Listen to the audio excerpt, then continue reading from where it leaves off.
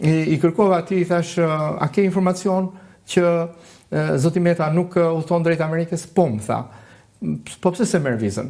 Shprehimisht më tha, zoti Meta ka një dosje të frikshme në Shtetet e Bashkuara të Amerikës dhe amerikanët do t'ia hapin një ditë. Dhe kanë kaluar 10 vjet dhe besoj që amerikanët qëndrojnë mbrapa hapjes dosjes së Meta. Sot u vërtetua. Sot, ndërsa të gjithë po flisnin dje për mënyrën se si u arrestua zoti Meta dhe se Rama qëndronte mbas kësaj shfaqje, sot foli Departamenti i Shtetit. Tani unë po të them një gjë. Tjenë për zotin Rama këto rrinë dhe 100 vjet.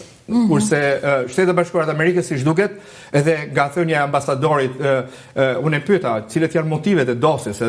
Në dosjen zoti Meta ka që nga trafik droge internacional deri tek korrupsion, pastrimparash, lidhje me organizata kriminale internacionale etj. Edhe kjo më tronditi, më bëri që të shikoja diçka që deri ku shkon niveli i njerëzve në politikën shqiptare, të cilët përfshihen deri në radhje të tilla. Trafik droge? Deri në trafik droge. Domethënë të lidhur edhe me drogën, me organizatat kriminale